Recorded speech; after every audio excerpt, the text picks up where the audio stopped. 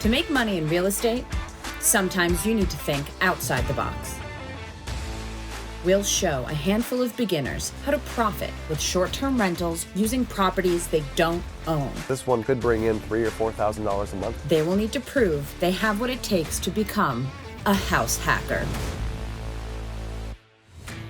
Based on my success with Airbnb and with using other people's properties, I'm going to teach you the 5 L's to be able to use properties you don't own to start making money today. And these 5 L's are locate, lease, make livable, list, and leverage. In previous episodes, Brian taught us the first 3 steps of his process, which are to locate, lease, and make livable each property. In this episode, we learned step 4, which is to list the properties on Airbnb. Step number 4 in my 5-step formula is to list the property. Listing is defined as putting the property on the home sharing site and making it available to book.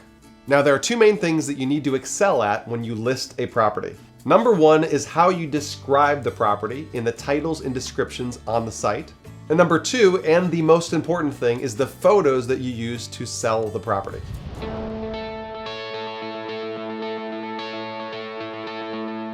Kyler and Corinne are still working to complete step 4, which is to list their properties. In the meantime, we joined Brian and his photographer and take an in-depth look at how vital great photos are to house hacking. All right, so I'm here with Kelsey from Pelican Photography. Welcome. See you. Thank you. Glad you come out. Thanks for having me. Thank you. I wanted to talk to you about what you do because you photographed my various B&B properties and you've made them look amazing. And so I want to talk about how that works. So What are some of the things that we should look for when we hire a photographer? I think the first thing really important is check their work, see if they have a portfolio. I think that's just by seeing what they're already shooting is a pretty good teller of whether they're going to be a good photographer for you or not. Okay. But then ask them about their equipment. One of the biggest... And what if I don't know anything about equipment? What do I ask? Okay, so just kind of put in simple terms, make sure they're not shooting on a cell phone. Of course. You can't get the wide angle, and there's a couple of different things to think about. Okay. So you want them to have a wide lens, but not fisheye. You don't want your photos to look all warped and funny. But the difference in equipment is a wide angle lens is able to capture more than 2 walls of the room. Okay. Without making it look too fishbowl-y, really, for lack of a better way of putting it. Okay. So yeah, just ask them if they have the equipment to capture a wide view of the room without it looking distorted. And let's talk about cost. So depending on where you are in the country, the cost can vary wildly. How do people charge generally? How do photographers charge for their work when they're doing real estate photography? Where we are, prices range between $100 to like $350. Okay. And we charge based on square footage. So that's a really good kind of tell. Yeah. If you have somebody that wants to charge you the same amount for 800 square feet versus 4,000 square feet. So we're in that range. I would say that the average B&B'er, that's equivalent to like 1 extra night on the calendar, maybe 2 extra nights on the calendar. So there's absolutely no excuse if you think that those photos are going to get you 1 or 2 more nights booked in a year. It's more than worth it, and they will. They will. Yeah, because I've seen my photos compared to the competition. There's just no contest whatsoever. I mean, people go right to them as soon as you can see something that is bright and doesn't look creepy. Yeah. Sometimes you look in a room that's not lit well, or the photographer doesn't know what they're doing, and it just looks kind of scary. All right, so I think we should go ahead and get some photos done. What do you say? Sounds good. All right, and here, what do you think would be the first shot you'd want to do? I'd want to get the whole room, so I'd probably go to one of the corners. That way I can get the TV so you can see the door, but then also the couch so you know you're in the living room. Absolutely.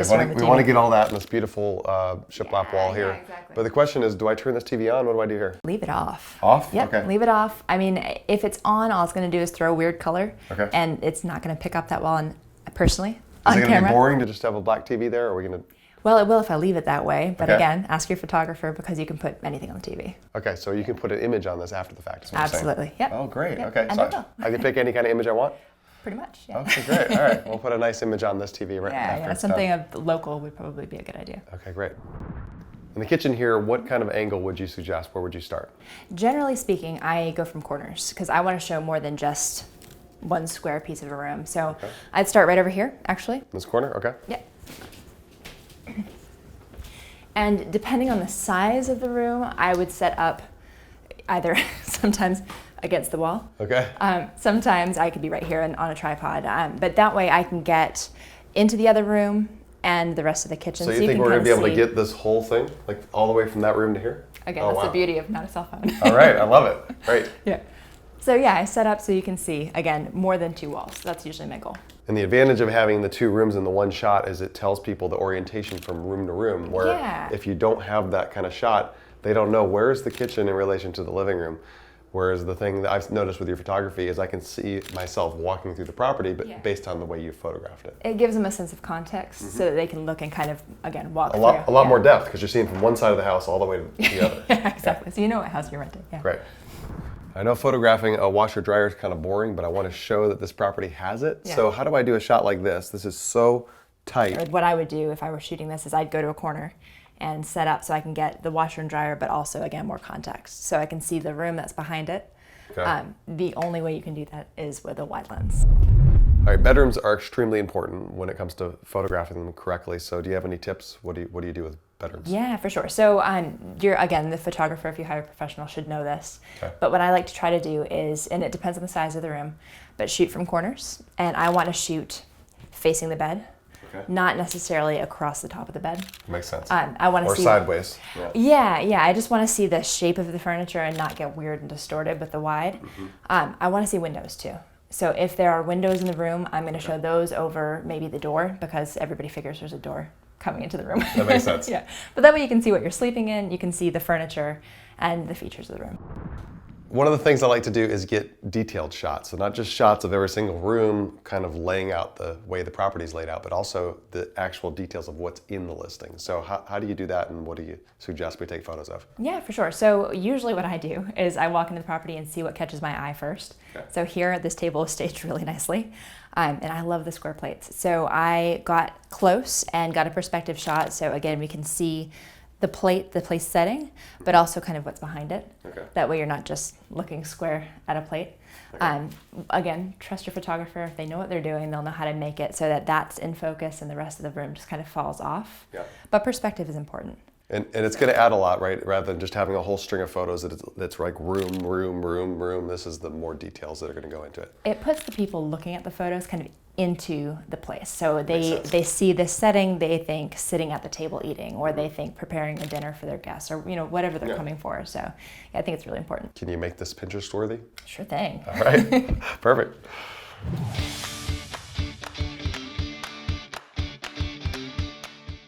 Step number 4 in my 5-step formula is to list the property. When you go to create descriptions that are going to catch people's attention and make them want to book your property, you don't want to stick to the facts. A lot of people, when they write a description for their short-term rental, they will just simply state the facts. 3-bedroom, 2-bath house, 5 miles from town. That's a horrible way to describe a property. What you want to do is you want to paint a picture the same way that we did it when we staged the property. For example, one of the descriptions I have on one of my listings is, "Welcome to your own private hideaway. A lovingly renovated 3-bedroom cottage that's turned into your peaceful home away from home." So the idea here is that you're making your guests feel like they're on vacation rather than just simply renting a place.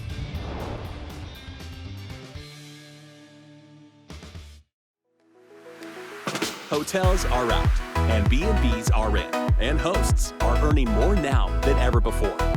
Learn how you can work directly with Brian and his team by clicking the link below, or visit us at freebnbcall.com. Let's see where some of the contestants are. Kyler is ready to list his property, which is step 4 of Brian's process. He is doing so by writing the descriptions and having the property photographed. Corinne has gone over budget and is still on step 3, make livable.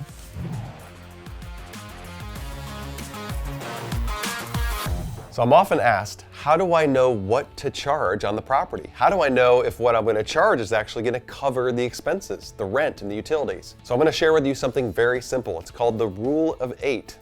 Now, 8 is simply referring to the number of weekend days in a month. Generally, you have 4 Fridays and 4 Saturdays in every single month. Now, why are weekends important? Because on Airbnb, they always book. You're not guaranteed that every weekday will, but on the weekends, you know those are going to be your most valuable days. So if you can calculate in advance what it's going to take to cover your rent on those 8 days, you know that everything after that's going to be gravy. So as an example, if we take a $1,200 a month rental and we divide by 8, that's $150 a night. So when you list that on the site and you charge $150 per night on Fridays and Saturdays, you know that as soon as your weekends are booked, you just paid the entire rent on the property. Now, granted, you may have some expenses for utilities, but that's going to be paid in another couple days that you book. For example, a couple weekdays. Now, even if you're charging less than $150 on the weekdays, let's say it's $100 per night, well, a couple hundred of those are going to go to pay for the utilities, and everything after that is going to be money in your pocket. So in this example, if we book 10 days in a month, not weekends, 10 weekdays, times $100, that's $1,000 in our pocket. So I want you to remember the rule of 8. The rule of 8 is taking the rent on a property and dividing it by 8. We come up with that number and we know what we're going to charge on the weekend as the minimum to cover our rental expense.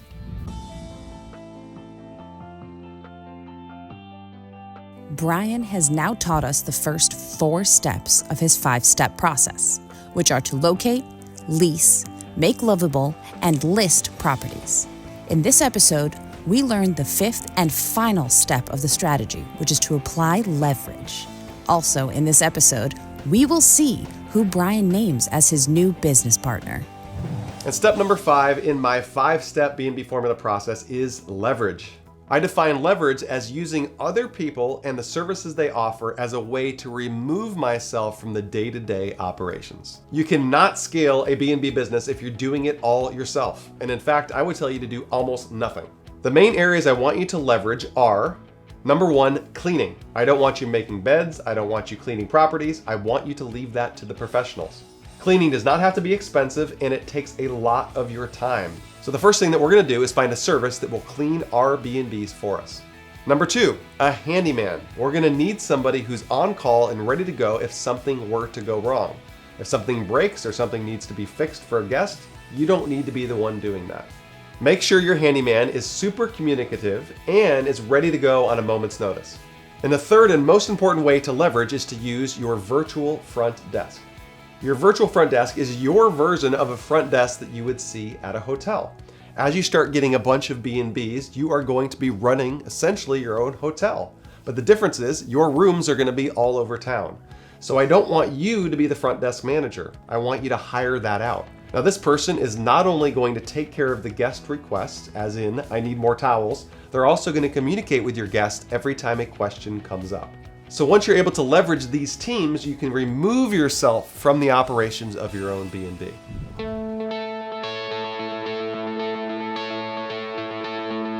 The last time we saw Corinne, she was stuck on step 3, make livable, with the property she leased, while Kyler was further along on step 4, list, with his property. Let's see where they are now and who Brian will name as the ultimate house hacker and winner of the competition. Welcome back, everybody. We are back where we started. It's been quite a journey. We've had a lot of adventures, a lot of ups and downs over the last few weeks, and it's been a really, really fun journey to be on with all of you. Now, before I announce who the winner is of this entire thing and announce my new business partner, I want to go ahead and hear from each of you. I want to find out what is the one big thing that you learned about yourself or that you learned through this process. And I'd like to start with Marcus. Outstanding. Well, I really learned to just keep going, just keep dialing, just keep asking. You can't stop because, you could be one person away from having that deal. So very good. Now let's go to Maria. Well, I have gained so much confidence in this journey. It has been outstanding and very eye-opening. And just thinking outside the box is really what I'm all about now. So thanks. Absolutely. Corinne? Well, I've learned that we really do help the homeowners, and I've learned that when you get rolling and you've got a deal, you need to really stay structured, take good notes, and when you're thinking of what you're doing, get it done, don't procrastinate because it goes really fast and you want to stay targeted. So. Very good. And Kyler? Yeah, one of the biggest takeaways that I am bringing back from this is the importance of professional photos on the listings and how it can actually make it pop way above all the other people in the area. So that was one of my big points that I took. Very, very critical, right? Yep. That's great. The great thing about being entrepreneurs is that we're all very, very unique. We all bring certain strengths and weaknesses and challenges to the table. And I just wanted to say that I saw each of you have your own unique strengths. And I wanted to just acknowledge those really quickly. So first of all, Marcus, you are a master negotiator. When you get in front of an owner, you know how to close the deal, and that's going to serve you very well in the years to come, especially in this business. Maria, you have the best attitude of anybody I've ever seen.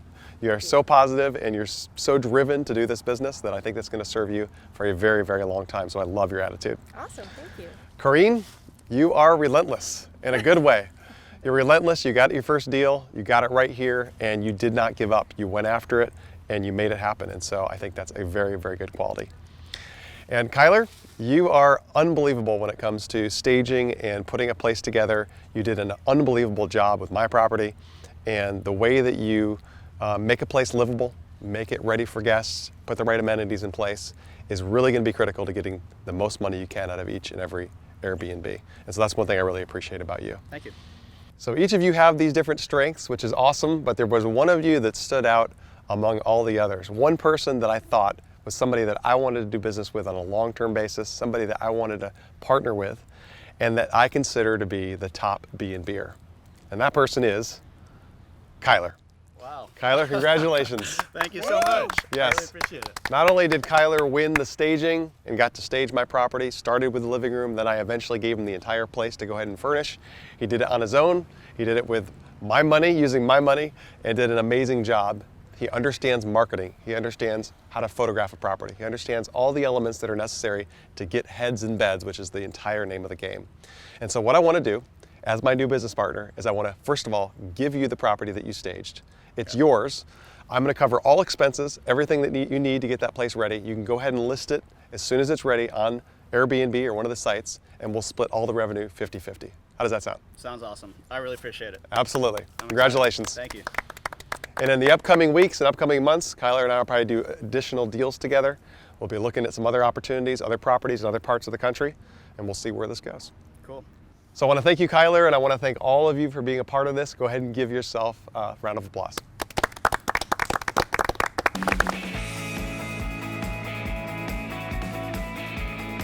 Even though Corinne didn't win the partnership with Brian, she is proof the strategy works and was the first contestant to get a reservation on Airbnb. Hey everybody, it's Corinne here, and I'm just so pumped. I went live yesterday and I got my first reservation today, a 12-day reservation, and guess what? It's paying my rent instantly, a payout. We've got John coming here for 12 days, with 3 guests. I've learned that when you're doing this process, get as much done ahead of time as you can, and you can actually have your Airbnb ready to go within 2 weeks' time if you're working it pretty hard and diligently. So all in all, it's been a good, busy experience. I finally feel like I've gotten to the point where I can say, good job, you're there, it's time to rejoice, it's time to celebrate. So I hope you enjoyed this show. We saw Corinne get her very first listing. We saw the competitors going against each other to see who could win. And more importantly, we saw Kyler win the overall competition. That brings me to you. Maybe you want to try this. Maybe you want to start your own home sharing business. Maybe you want to learn how to house hack where you live. Well, if that's you and you want to work with our team, we can help you. We can actually help you one-on-one be able to start getting results and getting properties in your own area where you live. If you want to learn how to do that, look somewhere around this video. You'll see either in the description or you'll see a button. You can click and talk to our team. We'll walk you through step by step a game plan to help you start making money on Airbnb using the house hacking method. I'm Brian Page. Thank you for watching the show, and I hope to see you again very soon. According to the world's leading Airbnb data company, this summer will be the best on record for the short-term rental industry as pent-up demand accelerates and bookings grow around the world. Don't miss your opportunity to cash in and launch your own profitable B&B business. To learn more, click the link below this video or visit freebnbcall.com.